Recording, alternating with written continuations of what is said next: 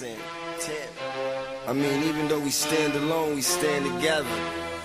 Ladies and gentlemen, prepare for landing. Fasten your seatbelts. Thank you for flying Air Force Airlines. Oh, me. Call me the captain.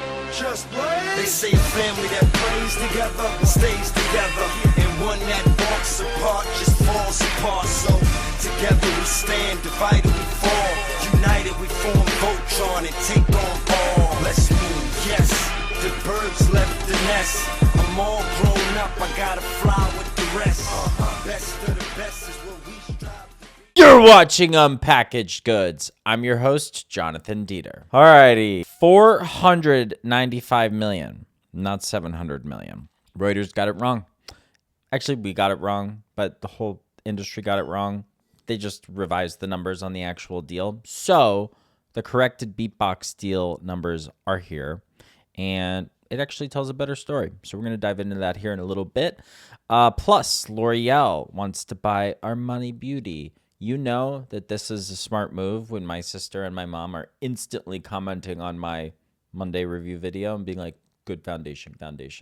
Got their attention. So this big news, we'll dive into a little bit there. Borough proves why patience beats pace. So we'll talk a little bit more about her brand and yeah. So already, news segment. So BeatBox correction. So they came out with the actual terms of the deal.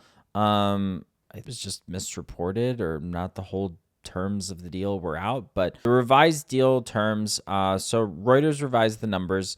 It's 490 million for 85%, not 700 million for the whole thing. So let's dive into the numbers and what this means. So 340 million in retail sales in the last 12 months. That's pretty good. Those are some pretty good numbers. So that's 1.4x sales for an 85% stake. It's pretty rational. Nothing crazy here. So it looks like they have a 5-year earnout to 100% ownership. It's pretty standard. So this is actually better than the original report. The founders keep that plus the upside there. AB InBev's Beyond portfolio contains Cutwater, Neutral, and now BeatBox. I don't drink anymore, so I haven't tried BeatBox, but these look like they pack a punch. 11% booze. They're in those little fun containers. The coloring is great. You know, RTD cocktails are really becoming a core strategy. People want fun, easy to drink, heavy drinks. I think that's probably a trend for my friends that still do drink. I was at a Christmas party the other night, and there were a lot of people were drinking cruisers. There were some mixed drinks. So I can see how BeatBox really will play a role. Oh, fumble. Recording this on Monday night. So we have some Monday Night Football, which is fun. My boy George gave me good feedback and said maybe Tuesday was a better day to put out podcasts. So shout out to George. This one's for you. There's some like good matchups going on right now. I think he's battling Travis, some playoff implications. I put up a good fight, amazing trades down the stretch, and just had some tough losses here at the end. But I'm playing Shane this week. Maybe I'll get lucky. So why this matters. Disciplined M&A is back. No more crazy multiples for these 10, 20x insane valuations that we've seen in the past. Founders keeping 15% equity and a little bit of upside. This means that they believe in the partnership and think it's going to grow a lot more, which I think it will. And, you know, big beer is transforming before our eyes. There are a lot of new marketing avenues for them and channels that they have not explored in the past, whether that be TikTok or different sports or college athletes or different venues. So they're seeing that their traditional beers aren't selling as well as these fun RTD cocktails. So I think you're going to continue to see this be a trend. Big beer buying up RTD cocktails.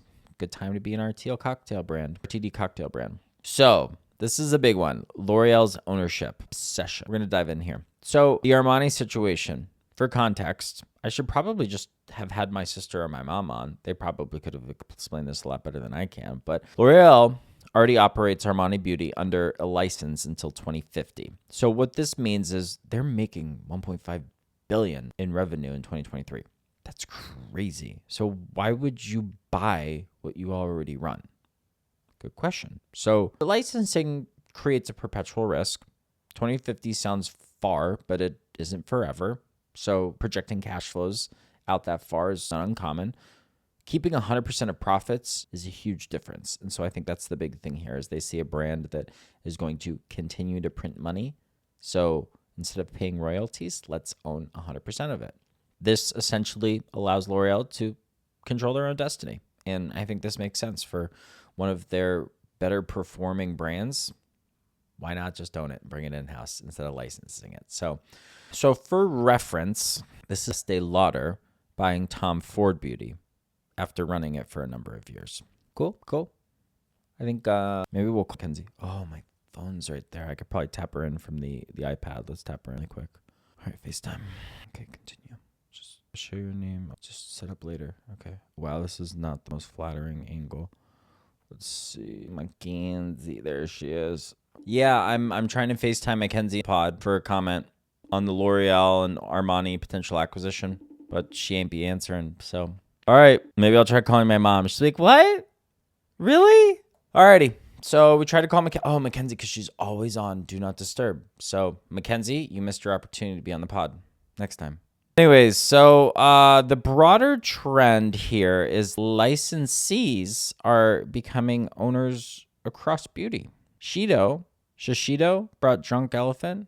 How do you pronounce that? Shiseido bought Drunk Elephant after distributing it. So when you're proving you can run it, why not own it? I like it. We like big beauty. Everyone wants to look and feel good, feel like their best selves. So why not put some beauty on it? No. Look at this El Natural. Alrighty. Bootstrap Beauty and Patient Capital. Let's dive in. So Borough Broth's journey. So they started with 6K in 2015. They're now doing 10 million pounds in revenue. That's 90% year-over-year growth. Crazy. So they raised 7.5 million from Piper after 9 years in business. They're projected 20 million pounds by 2026. It's a steady growing business. So why this matters? So they built profitability for 9 years before raising. Bone broth isn't sexy, but 90% growth is. Patient capital finding patient founders. So while everyone's rushing to raise money, they built a steady, sustainable, profitable business. And then they went to investors and said, look at what we've done. Smart. Big in the UK. I'm going to go search them out here in New York. Go find them. Seen their ads. Cool ads. So other patient plays. Ripple Foods. They raised $17 million this week after years of building. REI invested in a sun care company. Dune. Outdoor expertise backing beauty. Love the REI store. IP to their flagship location in Soho. It's just a shame. I think it's just too touristy of an area. But damn, that store is so cool. To be buying this kind of cool, provocative sunscreen sun care company, I like it. And then, of course, LVMH taking a 45% stake in BDK Parfums. Everybody needs their luxury perfume company. I am loyal to Barista. That's what I wear. Also, we're going to be taking name submissions for my little pickle that I got in LA. Look how cute he is. This is what my logo is going to be. Just a little pickle. He's so sweet. He's so soft, too. But yeah, if you have any names for him, he could just sit here on my mic as I do my podcast, my little pickle. Alrighty. Peak supplementation. Protein water. Crazy. So AMASS created HPO, which has 5 grams of protein in sparkling water. Sure. Pretty packaging. I'm going to try it. Maybe I'll like it. I think here the key is is the sparkling water good? Does it have enough love bubbles? So making sure that there are enough bubbles. But yeah, there's protein in everything. So I'm not going to seek out, but pretty can, good bubbles. We'll see. Bird, 11 grams of protein cereal. Protein this, protein that. This was, though, a big one. Grüns announced their pre-workout gummies. They had a big launch with Tinks as the main lead in their campaign for that. And so Grunes is everywhere. Grunes is printing money, and now they want to be in your pre-workout routine, which if you already take Grunes, there is no doubt that you're now going to buy this. If you live an active lifestyle and like to work out. If you don't already take Grunes, I don't see this as your entry point to Grunes. So I see this more as an add-on for their existing customers, kind of as an extra way to get $25, $30, maybe more out of them. So spreading the tentacles within your customer base, super important. If you have one sticky product, that's great. But if you have multiple sticky products, that's even better. And finally, Tiny Wins. That's such a cute little name. Invisible nutrition for kids. So I'm excited to see this come to life. All my friends and friends who are having babies, I'm going to be sending you baby brands. So Samantha, Macy, anyone else that I can't think of, if you just had a little baby, let me know. I'll send you some brands. Lana, how could I forget? My little booty baby, little Bodie. If there's anyone else, let me know. Alex, Janelli, little hazelnut. Who? Noelle. All my favorite newborn mamas. Gonna be sending you all sorts of stuff. Look at little hearts. I'm doing my little Japanese hearts. The absurdity analysis. So water doesn't need protein. I think we can all agree on that. Not everything needs to be functional. I'm okay with stuff just being good. So we're solving problems that don't exist right now, which is okay. But I don't think those brands are going to stick around. So we're kind of in the middle of peak optimization culture. We're in the middle of the great lock-in. If you're not familiar with the great lock-in, Google it. It's this period of time where we're locked in, plain and simple. So here are a couple counter examples. Mike's Hot Honey, they're creating a beverage syrup. So let's do that again. Here's a couple counter examples. Mike's Hot Honey, they're creating a beverage syrup. So this is interesting. This is an actual use case. In the mornings, when I'm creating my little coffee, I got the coffee. I put a little almond delight, dulce de leche, spread, butter, whatever you want to call it, little drizzle. And then I put my trophy wife salts. A little coffee syrup in there might be kind of nice. When I go to Radio Bakery in the mornings, on Friday mornings after basketball, out in Greenpoint, shout out Swish House, my boys. Radio Bakery has a bunch of syrups. There's actually a new coffee syrup company coming out called Motif, and it is founded by the great grandson of Zabar's, the grocery store here in New York. Fun fact for you. He's coming out with the coffee syrup. So I'm really excited. He's got some fun flavors like a chocolate babka one or cinnamon babka, some fun flavors. Couple other counter examples, Snif Notewrks. So men's cologne, real market opportunity here. I think these are kind of fun, trendy, easily accessible colognes for people who are curious about some better. I'm not going to try it because I'm loyal to Barito. I like my scent. I have a nice scent. People remember my scent. Maybe I will. Maybe I'll just start spraying myself with different colognes. Just be like that little kid on TikTok, the cologne guy who has like 1 billion bottles in his room, and he'd be like, "What's up, guys? Try my cologne." This little Indian guy. Oh my gosh. Oh, thank God for the internet. There's so much fun stuff on there. Thank God I got in my pod and stopped brain rotting. Just kidding. Always be learning, even if it's stupid stuff. Holiday vodka. Sometimes a drink is just a drink. Okay.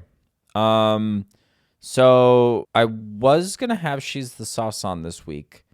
I go meet her for coffee last week, and we talked the whole time. And I always feel bad about then whipping out my camera and being like, "Hey, can we do a couple questions?" So now that I've met her a couple times, they're in a Kelly Bennett's event, which was so amazing and so beautiful. Her and Erica from Philo hosted this incredible sneak peek at 2026 brands. So a lot of fun brands there. She's the Sauce, afternoon toast, little desserts or little snacks. There's a focaccia brand there. There was another tea brand there. There were a lot more. Quincy, there was an olive brand there. I should have the little sheet. There were a lot of really fun brands. It was an amazing event, and I can't wait to do more of those. So no interview this week. Rethinking just really planning right now for 2026. So like, if you guys have any ideas, my feet up there during the, yeah, if you guys have any ideas for New Year, New Me, I think we're going to get back into out in the wild interviews. Yes. Once a week. I would like to I think doing this coming out on Tuesdays is probably a good cadence. Would love to hear what you guys think. Just once a week news. A lot of news dribbles out throughout the week and over the weekend. So maybe we do a live stream. I got my reviews on Monday that I do. A lot to think through right now. Gonna go home. I usually get some good ideas when I'm like looking at the stars in the quiet in the countryside and it's dark. Yeah, we're gonna plan some interviews and it'll be good. So we're gonna wrap up data deep dive. So valuation discipline, BeatBox 1.4% retail sales for 85%. That's pretty good. Borough Broth likely 3-4 times X revenue. Pretty good. Oh, that was down in growth rates. Oops. Oh, no, that was. And then compare 2021. Remember 20X revenue multiples? So it sounds like things have normalized, come back down to earth. I think you're still going to have those unicorns that sell for crazy multiples, but we're back in normal times in CPG, which I think is good. Still bizarre brands coming out, but normal times. So let's do some growth rates. Borough Broth, 90% year over year. It's insane. BDK Parfums, 45% year over year. Oh, Saquon Barkley, gone. Bro, he's so good. Look at him. Look at him. Damn, he just made that Eagles fans' night. That's sick. This kid I went to elementary school with, Alex Frost, was an Eagles fan, and he lives in LA still, and he's at the game. We used to call him Frosty. Frosty the Snowman. Shout out Frosty. He's definitely not listening to this. I think he follows me on Instagram, though. Maybe I'll send it to him. Shout out Frosty. Wow, look at that. Boom! That looks like me out there. Yeah, believe it or not, your boy was a running back, and your boy had wheels. Fast as fuck, boy! All right, and sauce. You've seen their pretty sauces in the grocery store. SAUZ. 0 to 15 million in 18 months. Crazy growth rate. The pasta sauce aisle is interesting. You have a lot of incumbents. People have been around for a long time. Familiarity, I think, is your biggest thing that you fight as a new brand. But you're able to fight that with a little bit of buzz. Someone like a Monty's. Good marketing. Someone like a Sal's. There are some sleepy parts of the grocery store still haven't been touched. And we're not going to go through them. That would be fair. Be too good of journalism to be going through all. Like, I spend a lot of time in the grocery store. And I spend the most amount of time are the areas that I understand the least. I want to learn. So there's a lot to be done in the grocery store. There's a lot of categories to be reinvented. And we're going to reinvent them. All right, market indicators. So UK Fast Growth Index brands succeeding. This is a report they put out every year. It's paywalled. We'll talk about it another time. There are some big brands on there. Fragrance deals are accelerating left and right. You can see this. So if you create a nice smelling perfume, it's probably a good area. I think that's what Julie wants to do. Start her own perfume. Ask her. Plant-based is consolidating, as you can see with Stockheld and Batani. And distribution is expanding, as you can see with Souths nationwide at Albertsons. Crazy. Like I said, people want the Souths. And it's not just in the coastal cities. Like, people want the Souths. Give them the Souths. So this week gave us a class in contrast. The BeatBox correction shows us discipline returning to CPG M&A. $490 million for 85% of a $340 million revenue business. That math works. 5 years ago, that would have paid $1 billion. L'Oreal wants to own Armani Beauty. Makes perfect sense when you've already been running a $1.5 million business. Why split the profits forever when you can own the whole damn thing? This is big beauty getting smarter about control. But Borough Broth tells the best story. 9 years. Started with $6K. Built to 10 million pounds. Then they raised capital. While everyone else is rushing to raise pre-revenue, they built a real business with real customers buying real bone broth. Meanwhile, we've Meanwhile, we've reached peak supplementation. Sparkling protein water, pre-workout gummies, invisible nutrition for kids. When water needs protein and children need stealth vitamins, maybe we've optimized too far. The lesson: 3 models work in CPG right now.